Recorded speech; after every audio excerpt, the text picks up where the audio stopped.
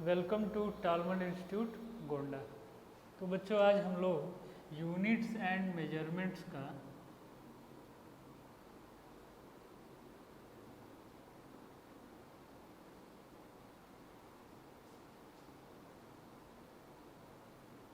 Part 2 video आपके लिए लेके आए हैं। ठीक है, जिसमें आप लोग सीखेंगे कि पैरेलक्स मेथड क्या होता है। बच्चों ये बहुत ही टफ बच्चों के लिए बन चुका है, जिसको मैं आज बहुत ही आसान तरीके से आप लोगों को यहाँ पर समझाने की कोशिश करूँगा। ठीक है, तो पैरेलक्स मेथड को समझने के लिए सबसे पहले ज़रूरत पड़ेगी कि पैरेलक्स मेथड आया कहाँ से। तो जब हम लोग को ज़रूरत पड़ी एक मेथड की कि लार्ज डिस्टेंस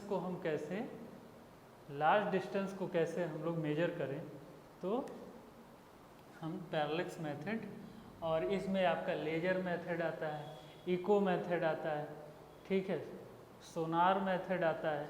ये सारे मेथड्स हमें अगर लार्ज डिस्टेंस मेजर करना है, ठीक है, जैसे मान लीजिए आपको सन की अर्थ से दूरी या स्टार की अर्थ से दूरी आपको फाइंड करनी है, तो हम उसमें पैरेलक्स मेथड का यूज करते हैं। ठीक है, ऐसे तो अब छोटी दूरियां हैं तो मीटर स्केल से आप कर लिए 10⁻³ से 10⁻² तक।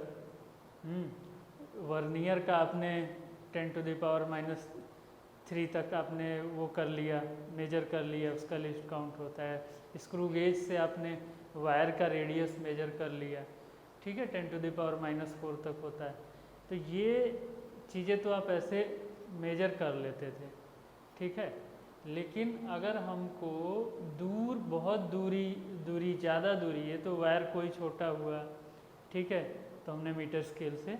लेकिन बहुत ज़्यादा दूरी के लिए अगर हमको ज़रूरत पड़ी कि हमको ज़्यादा दूरी की मेजर करना है, जैसे स्टार से, प्लैनेट से, अर्थ तक की, तो हम पैरेलक्स मेथड का यूज करते हैं। तो फॉर लार्ज डिस्टेंस है मेजरमेंट फॉर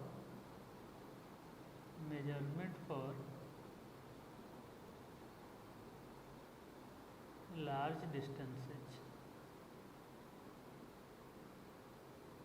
इसके लिए हमने जो मेथड यूज किया पैरेलक्स मेथड बोलते हैं।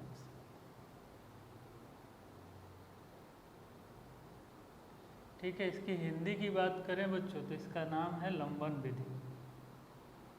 ठीक है,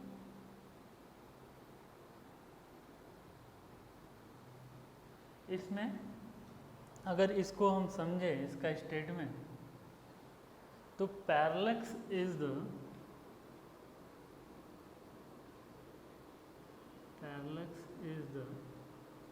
apparent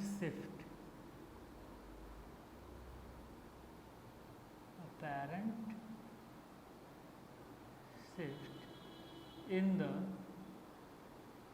position of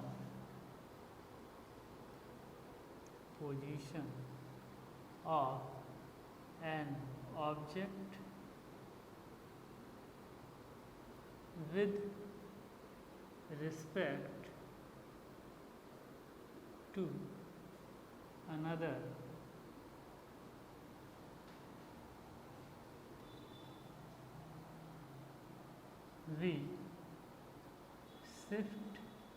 when we shift, हम ऐसे लिखेंगे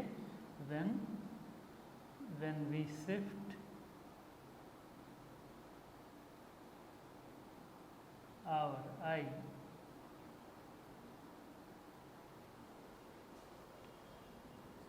साइडवाइज।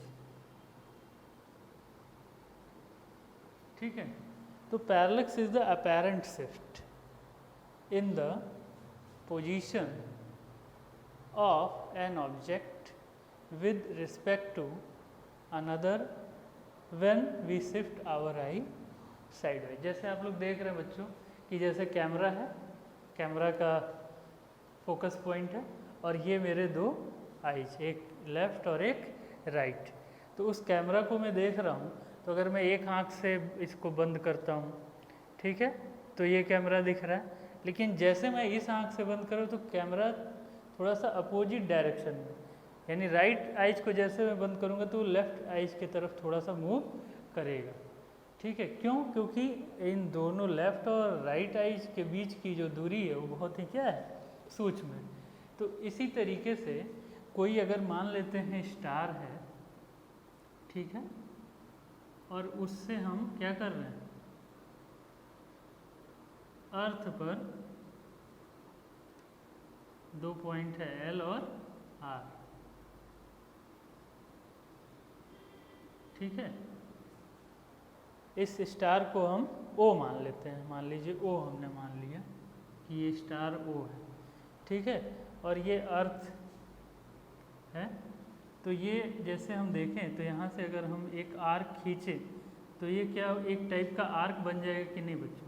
तो ये बी, क्योंकि ये बहुत ही सूक्ष्म होता है इसलिए लगभग एग्जैक्ट हम मान लेंगे, तो इसे हम बी कह दें। और इन दोनों की दूरी जो होगी वो क्या होगी, सेम होगी। क्यों? क्योंकि इन दोनों के बीच की दूरी बहुत कम है। जैसे मैंने आइज का एग्जांपल लिया ना आपके सामने, तो इन दोनों की बीच की दूरी बहुत कम है, इसलिए हम मान लेंगे कि ये दोनों दूरी क्या हो जाएगी, समान। और ये बहुत ही छोटा एंगल थीटा, जिसे हम क्या बोलते हैं, पैरेलक्स एंगल और पैरेलैक्टिक एंगल।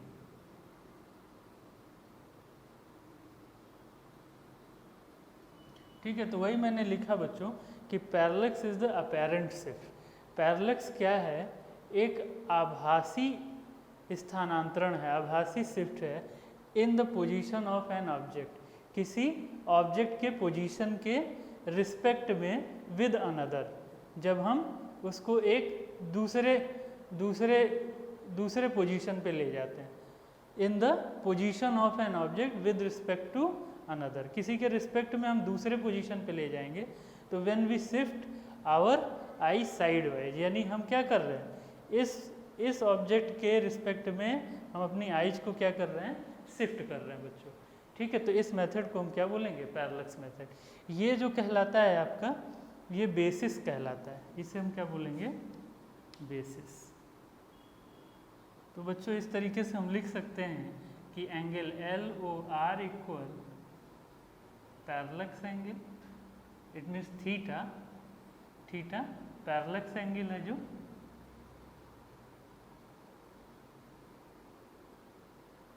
एंगल, और एल आर जो है वो क्या है, स्मॉल बी, जो क्या है, बेसिस है। ठीक है, ये आपका बेसिस हो गया।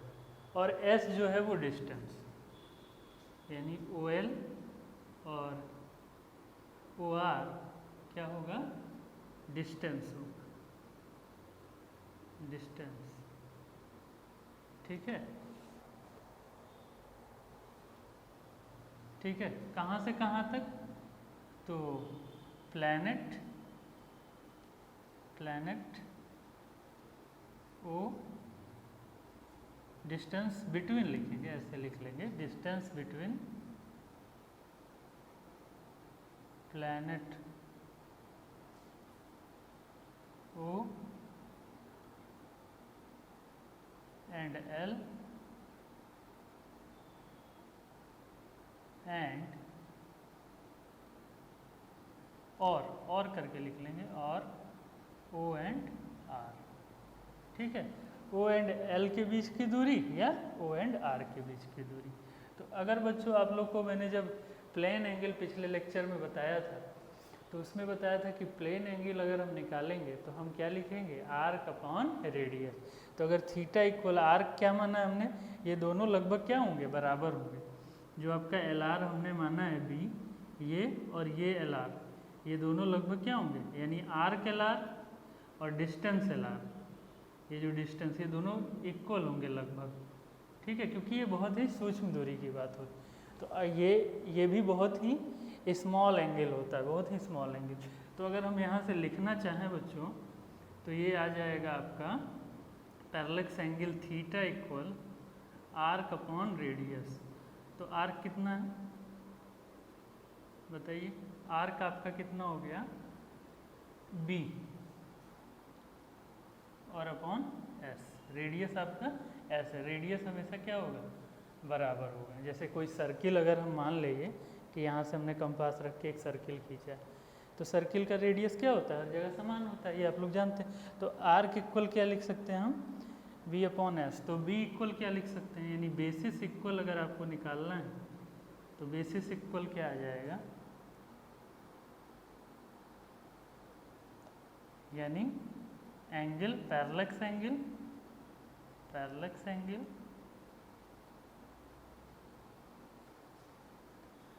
Into radius.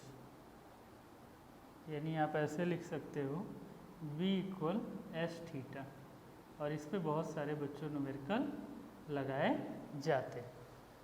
ठीक है।